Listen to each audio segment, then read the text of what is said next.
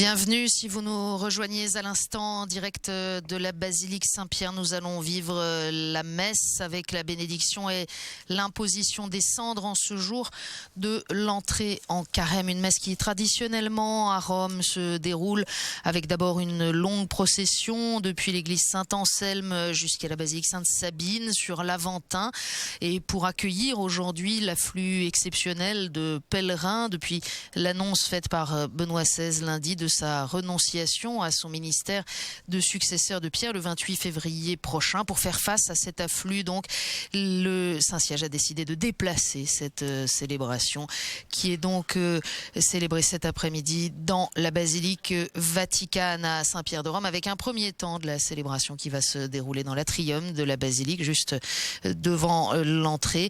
Et puis, évidemment, la messe sera présidée par le pape dans la basilique. Cette messe qui va se dérouler comme se déroulent toutes les messes de ce mercredi des cendres dans le monde entier, avec bénédiction et imposition des cendres qui se tiendront après l'homélie. C'est le début du carême marqué par ce geste hérité de la tradition juive comme démarche de conversion, l'imposition des cendres qui est généralisée dans l'Église catholique depuis le XIVe siècle. Alors évidemment, aujourd'hui, dans le contexte singulier qui depuis 48 heures est celui de l'Église, cette célébration prend une signification, en tout cas une atmosphère très particulière.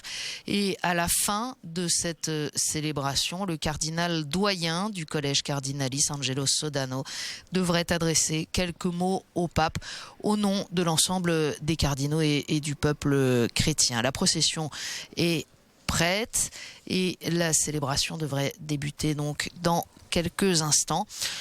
Rappelant donc que traditionnellement ces cendres que l'on impose à tous les fidèles catholiques aujourd'hui sont traditionnellement fabriqués en brûlant le buis des rameaux qui avaient été bénis aux rameaux de l'année précédente.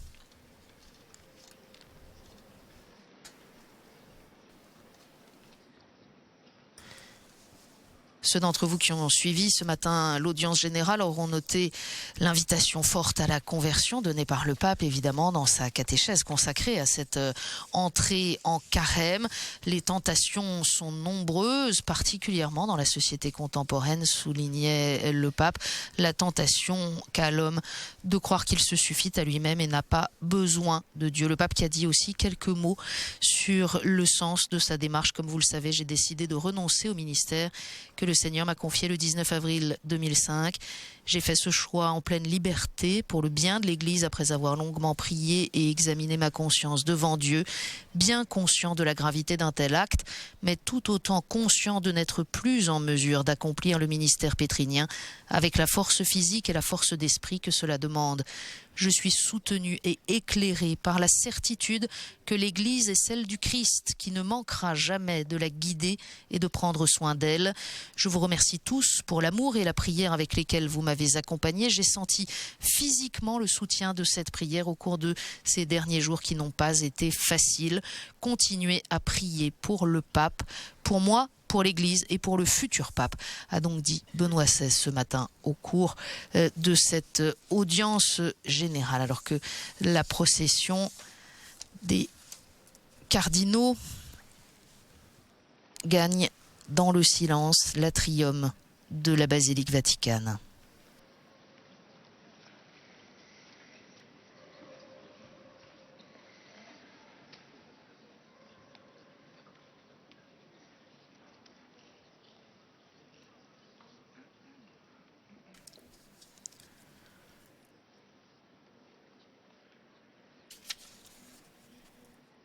Et voilà reconstituée en quelque sorte cette procession qui d'ordinaire sur l'Aventin est conduite depuis Saint-Anselme jusqu'à Sainte-Sabine.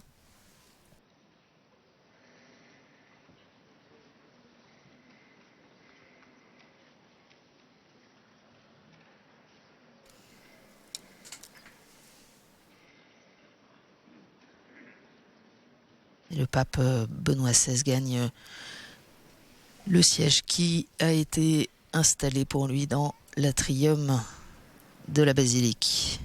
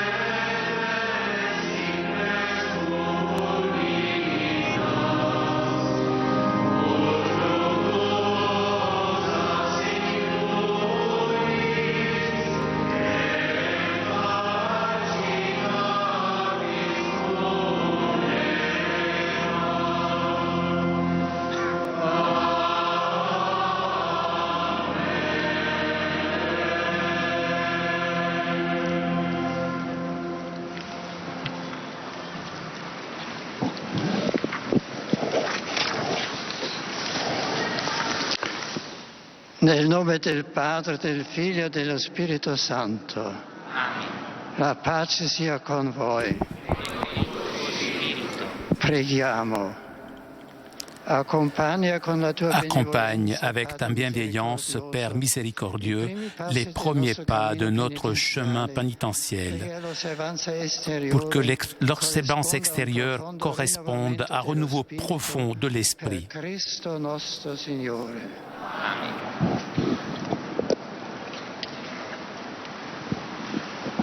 Avviamoci in pace.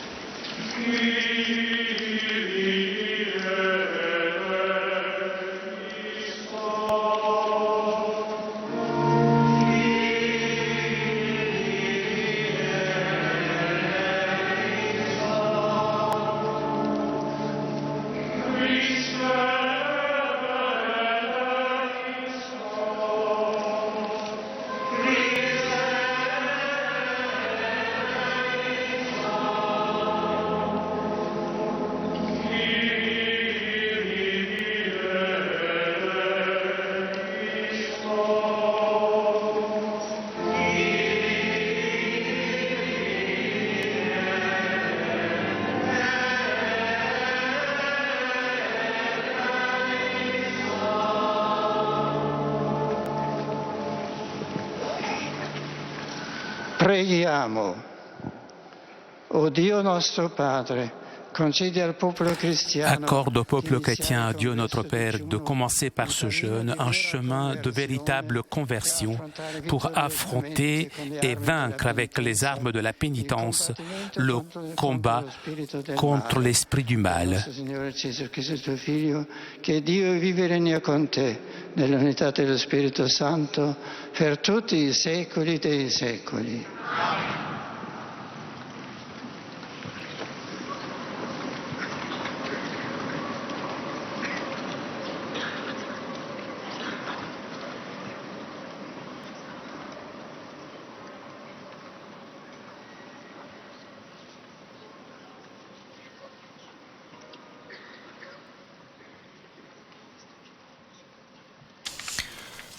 Nous allons entendre les lectures de ce mercredi des Cendres.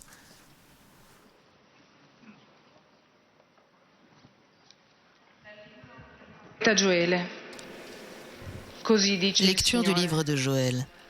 Parole du Seigneur. Revenez à moi de tout votre cœur, dans le jeûne, les larmes et le deuil. Déchirez vos cœurs et non pas vos vêtements. Et revenez au Seigneur votre Dieu, car il est tendre et miséricordieux, lent à la colère et plein d'amour, renonçant au châtiment. Qui sait, il pourrait revenir, il pourrait renoncer au châtiment et vous combler de ses bienfaits. Ainsi vous pourrez offrir un sacrifice au Seigneur votre Dieu. Sonnez de la trompette dans Jérusalem, prescrivez un jeûne sacré, annoncez une solennité, réunissez le peuple, tenez une assemblée sainte, rassemblez les anciens, réunissez petits enfants et nourrissons. Que le jeune époux sorte de sa maison, que la jeune mariée quitte sa chambre.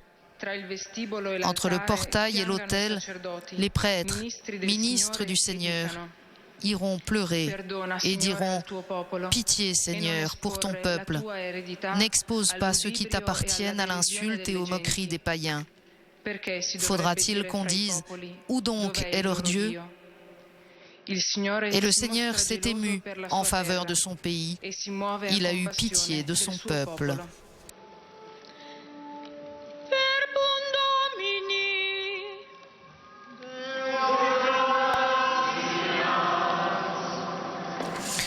Et l'on chante le psaume 50. Pitié pour moi, mon Dieu, dans ton amour. Selon ta grande miséricorde, efface mon péché.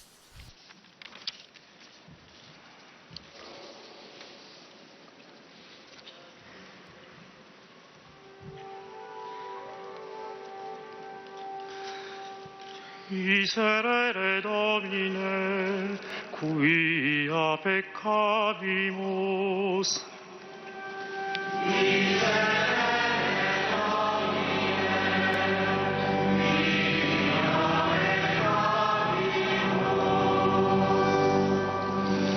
Miserere mei Deus, secundum misericordiam Tuam, et secundum multitudinem miserationum Tuorum, ele iniquitatem meam.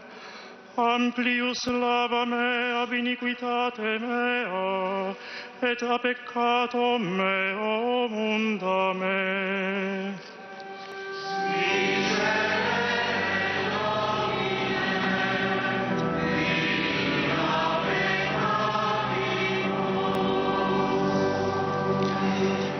Voniam iniquitatem meam ego cognosco, et peccatum meum contra me est semper.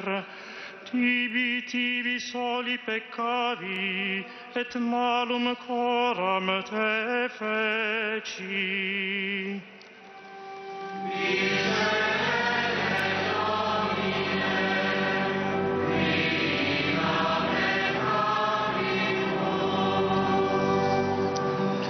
Cor mundum crea in me Deus, et spiritum firmum innova in visceribus meis. Ne proicias mea facie tua, et spiritum sanctum tuum ne oferas a me.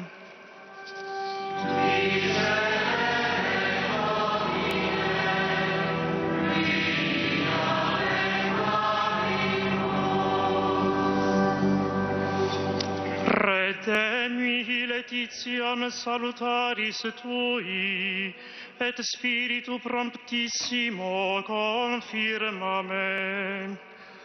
Domine labia mea aperies, et os meum annunciabit laudem tuum.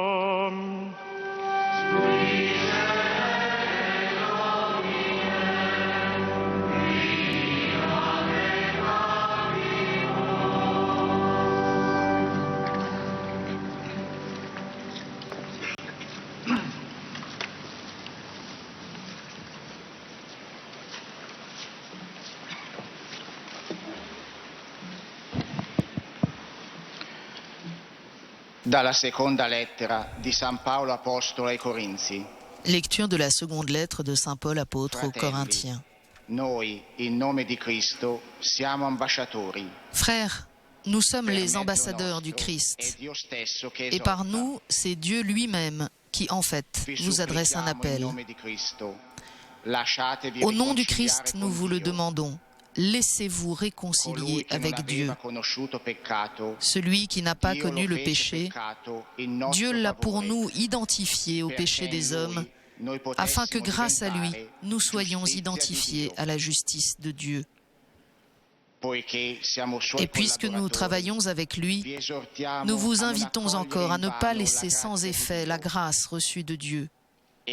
Car il est dit dans l'Écriture, « Au moment favorable, je t'ai exaucé. Au jour du salut, je suis venu à ton secours. » Or, c'est maintenant le moment favorable. C'est maintenant le jour du salut. Verbum Domini.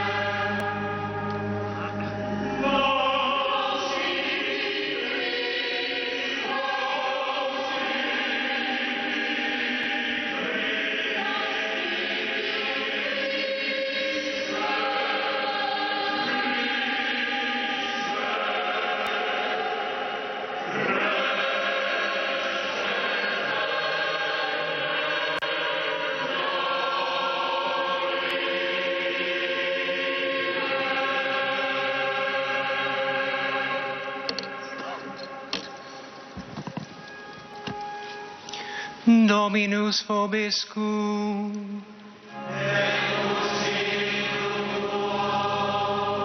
Lectio Sancti Evangelii secundum Matteum.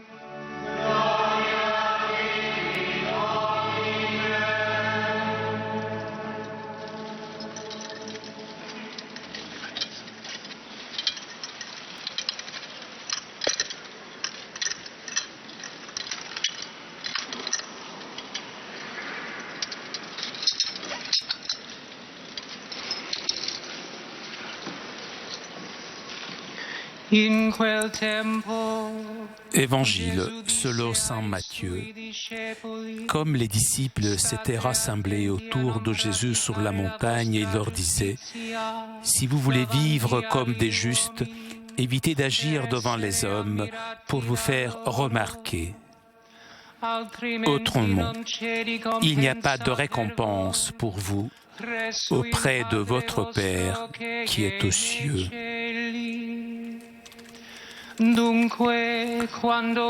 Ainsi, quand tu fais l'aumône, ne fais pas sonner de la trompette devant toi, comme ceux qui se donnent un spectacle dans les synagogues ou dans les rues, pour obtenir la gloire qui vient des hommes.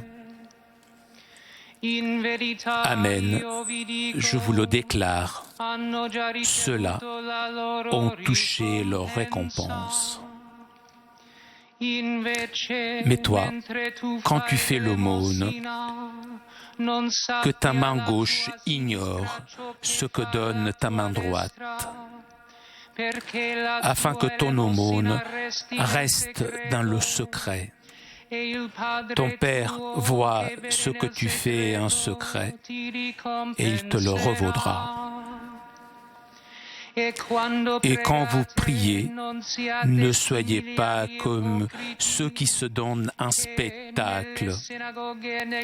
Quand ils font leur prière, ils aiment à se tenir debout dans les synagogues et les carrefours pour bien se montrer aux hommes.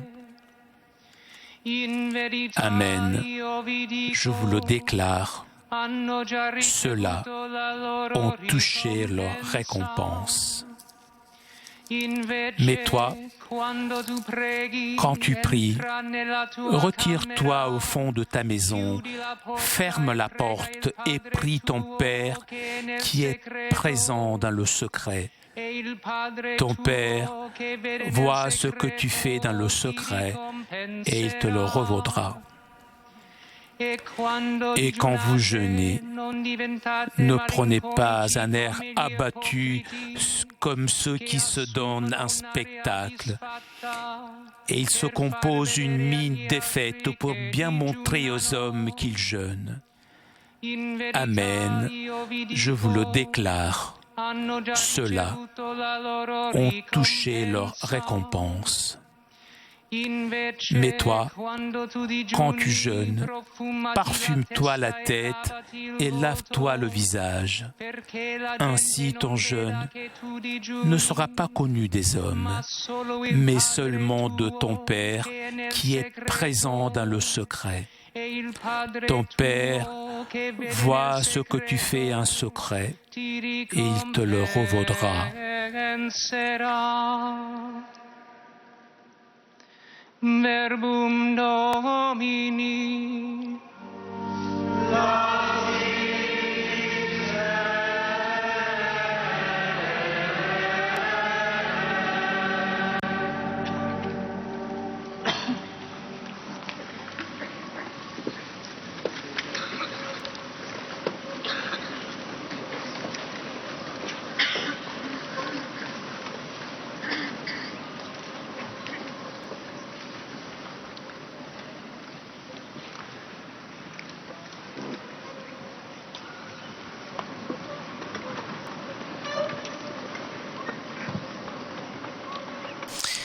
Toujours en direct de la Basilique Vaticane, nous écoutons maintenant l'homélie du pape Benoît XVI.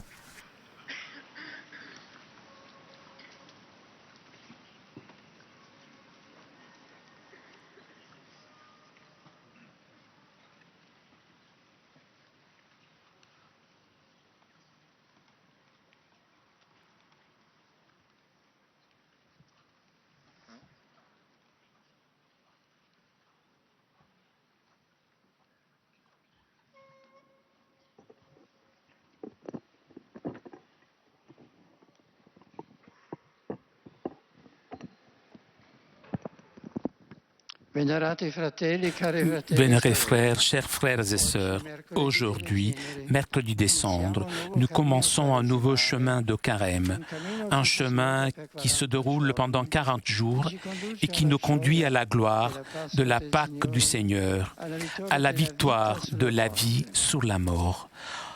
En suivant la tradition très ancienne romaine des stations de carême, nous nous sommes rassemblés pour la célébration de l'Eucharistie. Cette tradition prévoit que la première station ait lieu dans la basilique de Sainte-Sabine, sur l'Aventin. Les circonstances actuelles ont suggéré de nous retrouver dans la basilique vaticane.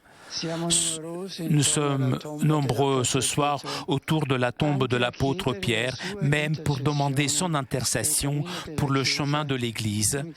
Dans ce moment particulier, renouvelons notre foi en le Pasteur suprême, le Christ, Seigneur.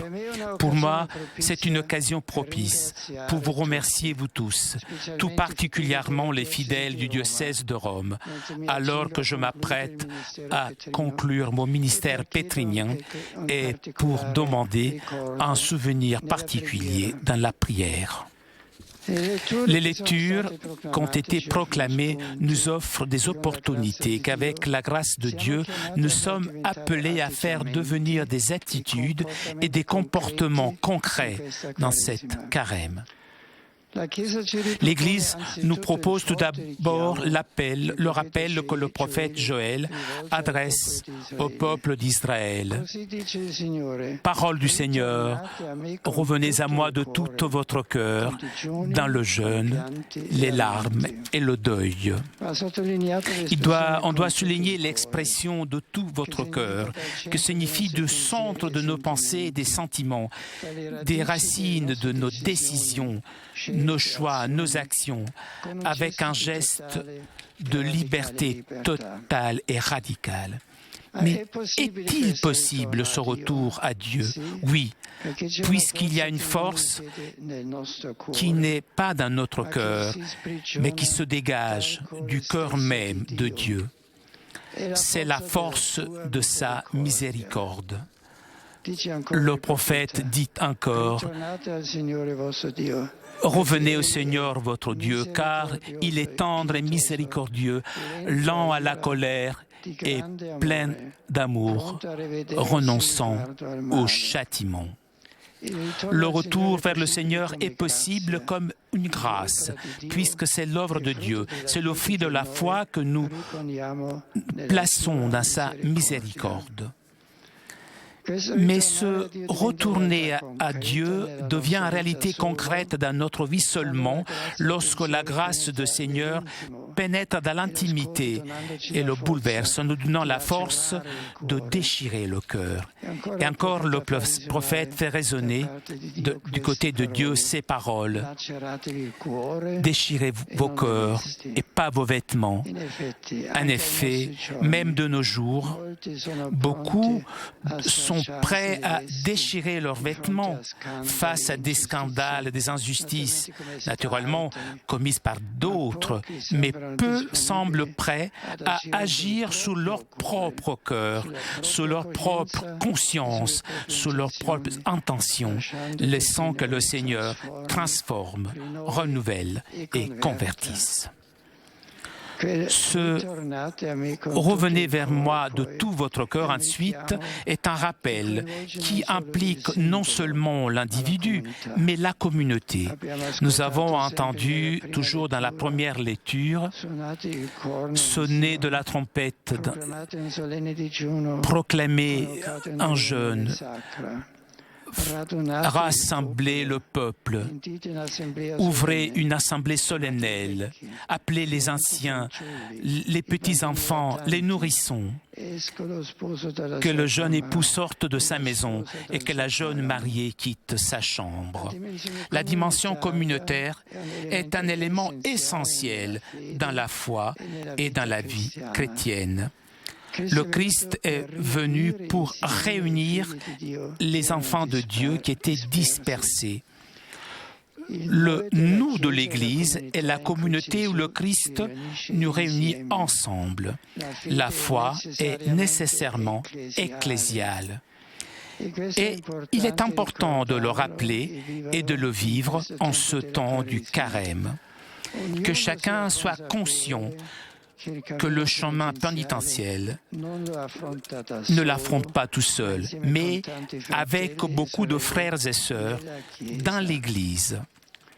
Le prophète s'arrête aussi sur la prière des prêtres, lesquels, les larmes aux yeux, s'adressent à Dieu en disant « Pitié, Seigneur, pour ton peuple, n'expose pas ceux qui t'appartiennent à l'insulte et aux moqueries des païens. Faudra-t-il qu'on dise « Où est donc leur Dieu ?»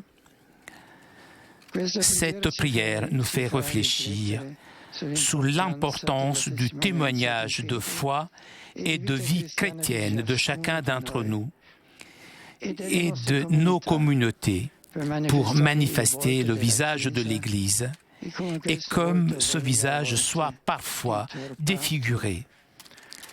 Vivre, je pense tout particulièrement à l'effort contre l'unité de l'Église, aux divisions dans le corps ecclésial. Vivre le carême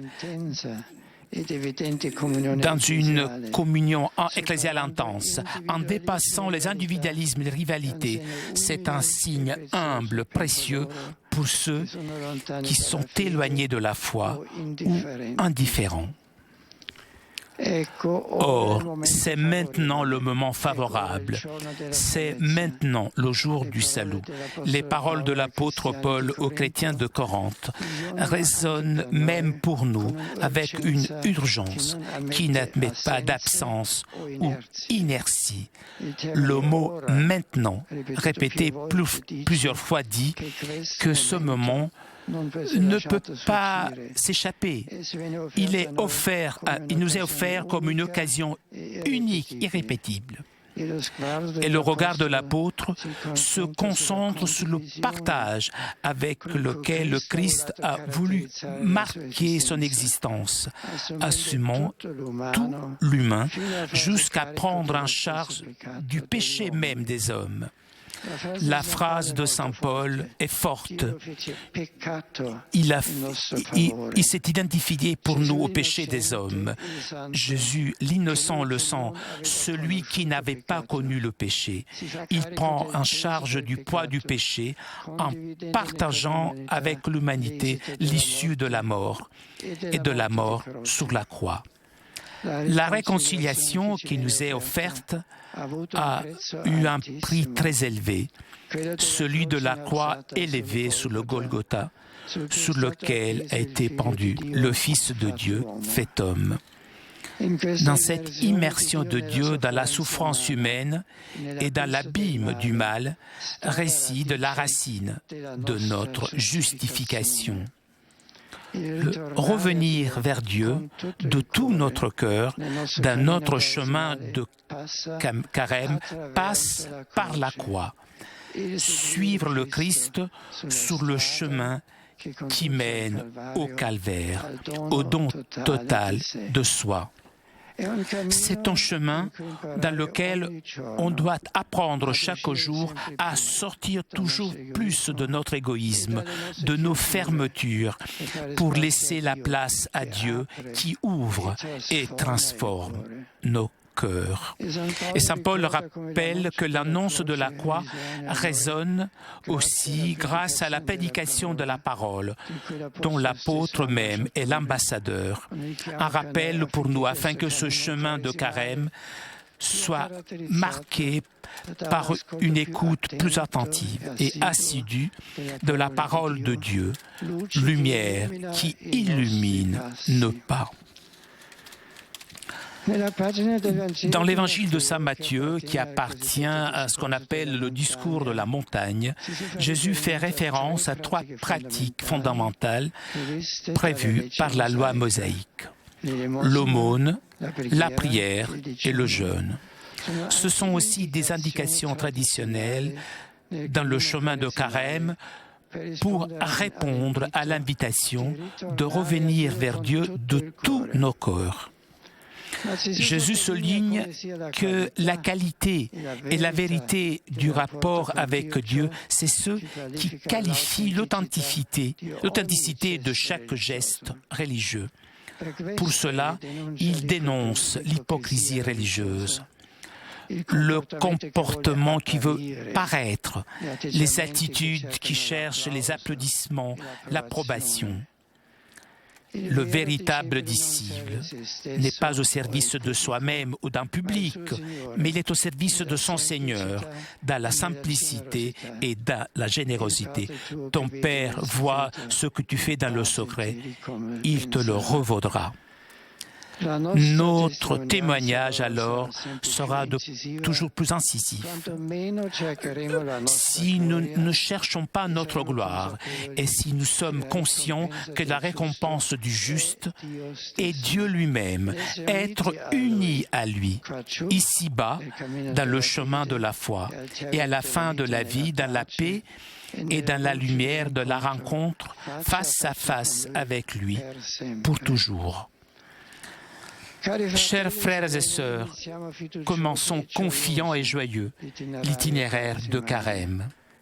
Que résonne fort chez nous l'invitation à la conversion, à revenir vers Dieu de tous nos cœurs, accueillant sa grâce qui fait de nous des hommes nouveaux, avec cette nouveauté surprenante qui est la participation à la vie même de Jésus.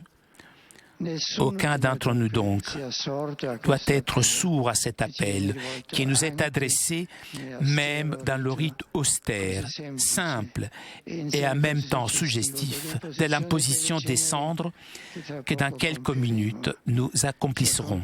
Que nous accompagne dans ce temps la Vierge Marie, la mère de l'Église et modèle de tout authentique disciple du Seigneur. Amen.